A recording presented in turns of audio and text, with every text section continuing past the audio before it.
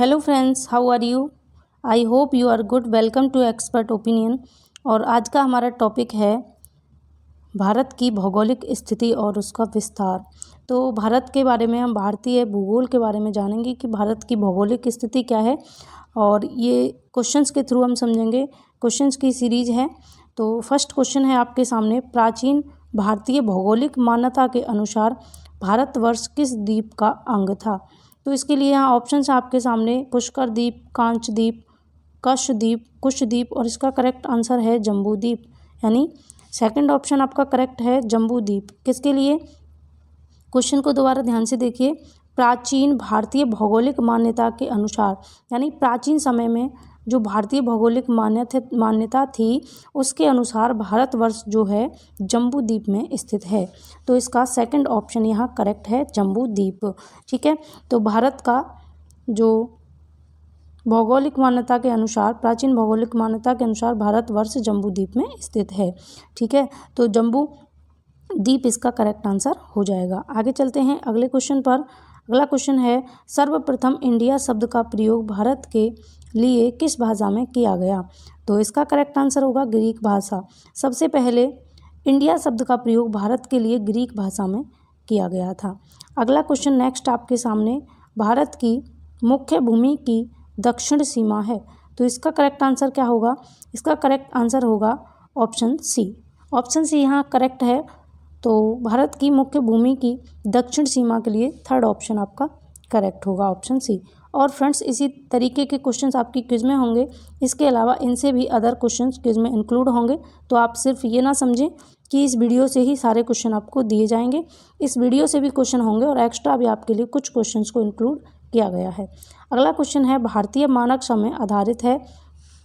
और जिन लोगों ने हमारे टेलीग्राम चैनल को ज्वाइन नहीं किया है वो टेलीग्राम चैनल को ज्वाइन कर लें, ताकि आप डेली क्विज दे सकें और अपनी तैयारी को जांच सकें। टेलीग्राम चैनल को ज्वाइन करने के लिए लिंक मिल जाएगी आपको डिस्क्रिप्शन बॉक्स में। तो यहाँ से आप टेलीग्राम चैनल ज्वाइन करके डेली क्विज और डेली की PDF फाइल जो भी होती हैं, क्विज प्लस नोट्स, जो क्लासेस के नोट्स हैं, वो सभी आपको टेलीग्राम चैनल पर फ्री ऑफ कॉस्ट प्रोवाइड किए जाते हैं। तो ज्वाइन कर लीजिए। क्वेश्चन है, भारतीय मानक समय आधारित है। तो इसका थर्ड ऑप्शन करेक्ट होगा। आगे चलते हैं अगला, भारत का प्रमाणिक समय उस स्थान का स्थानीय समय है जो स्थित है। तो भारत का प्रमाणिक समय उस स्थान का स्थानीय समय है जो स्थित है कहाँ पर? हैदराबाद, इलाहाबाद के समीप में स्थित है। तो इसका थर्ड ऑप्शन यहाँ करेक्ट हुआ। आगे चलते हैं next question, Indian standard time और ग्रीनविच मीन टाइम में कितना अंतर है? तो कितने का अंतर है? 5.5 घंटे का है। आप सबको पता है इंडियन स्टैंडर्ड टाइम और ग्रीनविच के टाइम में। तो ये क्वेश्चन JPSC 2011 में पूछा गया है, इम्पोर्टेंट है। अगला क्वेश्चन, भारत का ध्रुव दक्षिणी भाग की विषुवत रेखा से कितनी दूरी है? तो दक्षिण भारत का जो ध्रुव दक्षिणी भाग है उसकी विषुवत रेखा से दूरी आपसे पूछी है। तो यहाँ 876 किलोमीटर करेक्ट आंसर होगा। भारत का ध्रुव दक्षिणी भाग है, उसकी विषुवत रेखा से दूरी 876 किलोमीटर है। अगला क्वेश्चन है, भारत की सीमा, कैसी सीमा? स्थलीय सीमा। भारत की स्थलीय सीमा की लंबाई कितनी है? तो फ्रेंड्स, भारत की जो स्थलीय सीमा है उसकी लंबाई है आपके सामने 15,200 किलोमीटर। तो भारत की स्थलीय सीमा या भूमिगत सीमा पूछी जाएगी तो 15,200 किलोमीटर आप आंसर करेंगे। उसके बाद अगला क्वेश्चन है, द्वीपों सहित भारत के तट रेखा की लंबाई कितनी है? तो द्वीपों सहित भारत की तट रेखा की लंबाई है 7516.5 किलोमीटर। दोनों क्वेश्चन में अंतर है। यहाँ पूछा है द्वीपों सहित भारत के तट रेखा की लंबाई, तो कितनी है? 7516.5 किलोमीटर। अगला क्वेश्चन है, भारत की उत्तर से दक्षिण तक की लंबाई कितनी है? तो 3214 किलोमीटर है। देखो गाइज, ये जो सीरीज है लूसेंट से चलाई जा रही है और आप लोगों की ही डिमांड पर ये सीरीज चलाई गई है। तो आप लोगों को पसंद आए तो शेयर ज़रूर करना, लाइक करना। अब यहाँ भारत की उत्तर से दक्षिण की ओर की जो लंबाई है उसको लर्न करने के लिए मैं आपको एक ट्रिक बताती हूँ, बहुत बेहतरीन ट्रिक है, आप कभी नहीं भूलेंगे। जैसे मान लीजिए ये क्या है, ये हमने यहाँ मैप बनाया उल्टा सीधा जैसे भी है, मतलब बस समझाने के लिए। तो ये मान लीजिए भारत है और यहाँ उत्तर से दक्षिण की आपसे लंबाई पूछ रहा है। तो यहाँ उत्तर से दक्षिण की तरफ जब आप जाएंगे ऐसे करके तो आपका दिया है 3200 14 किलोमीटर। आप इसको कैसे याद रखेंगे? तो इसको याद रखने के लिए आपको ध्यान रखना है कि जब रामचंद्र जी वनवास गए थे तो उत्तर से दक्षिण की ओर गए थे, ऐसे याद करना है।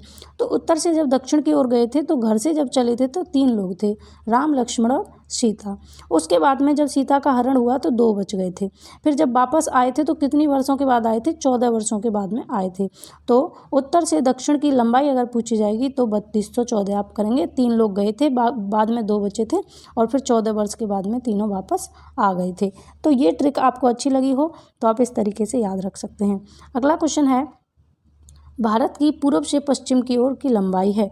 तो फ्रेंड्स अभी जैसे हमने समझा उसी तरीके से हम इसको भी समझेंगे बाय ट्रिक कि इसको आप कैसे याद रख सकते हैं। मान लीजिए ये है भारत और आपसे पूर्व से पश्चिम की ओर की लंबाई पूछी है, ठीक है, पूर्व से पश्चिम की ओर की लंबाई पूछी है। तो गाइज ये दिया है 2933 इसका करेक्ट आंसर। अब आप इसको कैसे याद रखेंगे? आपको बस इतना सा याद रखना है कि भारत के पूर्व से पश्चिम की ओर बहुत उन्नति होती है। तो भारत के पूर्व से पश्चिम की ओर बहुत उन्नति होती है। उन्नति मतलब उन का मतलब है 29 और उन्नति का मतलब है 33। तो उन्नति का मतलब होता है 33, ठीक है। तो 2933 किलोमीटर क्या है? पूर्व से पश्चिम की लंबाई है। अगला क्वेश्चन है आपके सामने नेक्स्ट, भारत की तटरेखा की लंबाई है। फ्रेंड्स बीपीएससी में पूछा गया क्वेश्चन है, बिहार पीएससी में 1994 में भारत की तटरेखा की लंबाई है तो 6100 किलोमीटर भारत की तटरेखा की लंबाई है। और आज की इस वीडियो में फ्रेंड्स हम सिर्फ क्वेश्चंस को ही डिस्कस करेंगे। जो कंटेंट होता है वो आज आपको नहीं मिलेगा, तो क्वेश्चंस के थ्रू ही आप चीज़ों को समझने का प्रयास करेंगे। क्वेश्चन है, भारत का क्षेत्रफल विश्व के कुल क्षेत्रफल का कितना है? तो फ्रेंड्स भारत का जो क्षेत्रफल है विश्व के कुल क्षेत्रफल का 2.4% है, ठीक है। विश्व के कुल क्षेत्रफल, कुल भौगोलिक क्षेत्रफल की बात की जाएगी तो 2.4 जो % है ये सही है। और आपसे अगर भारत का क्षेत्रफल विश्व के क्षेत्रफल के बारे में पूछा जाएगा तो 0.57 है, ठीक है, ये आपको ध्यान रखना है। तो क्वेश्चन क्या बना है, भारत का जो क्षेत्रफल है वो विश्व के कुल भौगोलिक क्षेत्रफल का कितना है? तो इसके लिए करेक्ट आंसर होगा क्या? 2.4%। आगे चलते हैं, अगला क्वेश्चन, भारत के कुल क्षेत्रफल का कितना प्रतिशत भाग पर्वतीय क्षेत्र के अंतर्गत आता है? तो 10.7% भाग जो है भारत का, ये कुल क्षेत्रफल का 10.7% भाग पर्वतीय क्षेत्र के अंतर्गत आता है। पर्वत कितने क्षेत्र में है? 10.7% में। अगला क्वेश्चन नेक्स्ट है, संपूर्ण भारत के कितने प्रतिशत भूभाग पर पर्वत और पहाड़ियों का विस्तार है? तो फ्रेंड्स पूरे भारत के 29.3% भाग पर पर्वत और पहाड़ियों का विस्तार है। तो आपको ध्यान रखना है कितना? 29.3%। नेक्स्ट क्वेश्चन है, संपूर्ण भारत के कितने प्रतिशत भूभाग पर पठार का विस्तार पाया जाता है? संपूर्ण भारत के कितने प्रतिशत भूभाग पर पठार का विस्तार पाया जाता है? तो पूरे भारत के, कंप्लीट भारत के 27.7% भाग पर पठार का विस्तार पाया जाता है। अगला क्वेश्चन है नेक्स्ट आपके सामने, संपूर्ण भारत के कितने प्रतिशत भूभाग पर मैदान का विस्तार पाया जाता है? अब तक आप पर्वत और पठार को पढ़ रहे थे और अब आपसे पूछा है कितने % पे मैदान है, तो 43% पर मैदान का भाग पाया जाता है। आगे चलते हैं, अगला क्वेश्चन, भारत की प्रादेशिक जल सीमा समुद्र तट से कितने समुद्री मील की दूरी तक है? तो 12 मील की दूरी तक है। भारत की जो प्रादेशिक यानी टेरिटोरियल वाटर जो सीमा है, प्रादेशिक जल सीमा, वो समुद्र तट से कितने समुद्री मील की दूरी पर है? तो प्रादेशिक सीमा जो है ये 12 किलोमीटर दूर है समुद्र तट से। तो इसका करेक्ट आंसर होगा ऑप्शन फर्स्ट। और इस वीडियो में हम कम ही क्वेश्चन डिस्कस करेंगे क्योंकि आज थोड़ा सा एनर्जी लो है, इस वजह से हम कम क्वेश्चन को डिस्कस कर लेते हैं। भारत का संलग्न क्षेत्र प्रादेशिक जल सीमा के आगे कितने समुद्री मील की दूरी पर है? तो 24 मील की दूरी पर है। अब क्वेश्चन में डिफरेंस है, ध्यान से पढ़िए। भारत का संलग्न क्षेत्रफल यानी संलग्न जो क्षेत्र है, कंटिगस जोन जो है प्रादेशिक जल सीमा के आगे 24 मील की दूरी पर है। अगला क्वेश्चन 20, भारत का एकांतिक आर्थिक क्षेत्र संलग्न क्षेत्र के आगे कितने समुद्री मील की दूरी पर है? तो 200 मील की दूरी पर है। तो इन क्वेश्चंस में अंतर है, अंतर को ध्यान रखिएगा। अगला क्वेश्चन है, भारत में कितने राज्य समुद्र तट रेखा में हैं? तो फ्रेंड्स समुद्र तट रेखा में भारत में कितने राज्य हैं? ये एसएससी 2012 में पूछा गया क्वेश्चन है और इसका करेक्ट आंसर होगा 9 राज्य ऐसे हैं भारत में जो कि समुद्र तट रेखा में हैं। अगला क्वेश्चन नेक्स्ट, और आपको पता है कि 5 हमारे जो हैं ये पश्चिमी साइड में हैं, 4 हमारे पूर्वी साइड में हैं। पश्चिमी साइड में कौन कौन से हैं? गुजरात है, फिर कौन सा है? महाराष्ट्र है, फिर गोवा है, फिर केरल है और फिर कर्नाटक है। ये 5 राज्य हैं। फिर इधर आपका उड़ीसा है, आंध्र प्रदेश है, तमिलनाडु है और कौन सा है? उड़ीसा और पश्चिम बंगाल है। तो ये 4 राज्य इधर हैं और 5 इधर हैं। टोटल 9 राज्य हैं जो तटीय सीमा रखते हैं। ठीक है, अगला क्वेश्चन नेक्स्ट, भारत में निम्नलिखित में से किस राज्य की तट रेखा सबसे लंबी है? तो फ्रेंड्स एसएससी 2013 में पूछा गया क्वेश्चन है और आपको पता है गुजरात इसका करेक्ट आंसर है। यानी कि तट रेखा लगाने वाले राज्यों में सबसे ज़्यादा तट रेखा जो सबसे ज़्यादा सीमा जो हमारे लगाता है, तटीय राज्य कौन सा है? सबसे ज़्यादा जो सीमा लगाता है तो वो गुजरात है। गुजरात सबसे बड़ा राज्य है जो तटीय राज्य है। तो यही आपसे पूछा है कि किस राज्य की तट रेखा सबसे लंबी है? तो सबसे लंबी तट रेखा गुजरात राज्य की है। अगला क्वेश्चन है, निम्नलिखित भारतीय राज्यों में से किससे होकर कर्क रेखा गुजरती है? तो इसका करेक्ट आंसर होगा उत्तर प्रदेश। उत्तर प्रदेश राज्य से कर्क रेखा गुजरती है। मध्य प्रदेश, गुजरात और झारखंड से नहीं गुजरती। अगला क्वेश्चन है नेक्स्ट आपके सामने, सॉरी फ्रेंड्स, निम्नलिखित भारतीय राज्यों में से किससे होकर कर्क रेखा नहीं गुजरती? यूपी पीसीएस 2013 में पूछा गया क्वेश्चन है और इसका करेक्ट आंसर है उत्तर प्रदेश।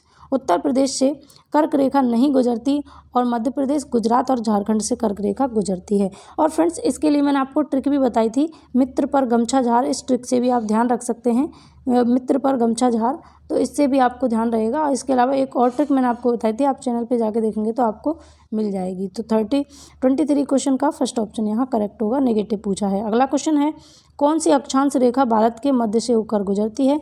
तो कर्क रेखा जो है ये भारत के मध्य से होकर गुजरती है। अगला क्वेश्चन और लास्ट है इस वीडियो का, इसमें हम 25 क्वेश्चंस को ही डिस्कस करेंगे। कर्क रेखा भारत के कितने राज्यों से होकर गुजरती है? तो गाइस कर्क रेखा 8 राज्यों से होकर गुजरती है भारत के। तो इसका करेक्ट आंसर होगा ऑप्शन 4। तो फ्रेंड्स आज की इस वीडियो में हम 25 क्वेश्चन ही रहने देते हैं। अगली वीडियो में डिस्कस करेंगे बाकी के सारे क्वेश्चंस। तो मिलेंगे अगली वीडियो में, अपना ख्याल रखिए, take care, bye bye, have a nice day.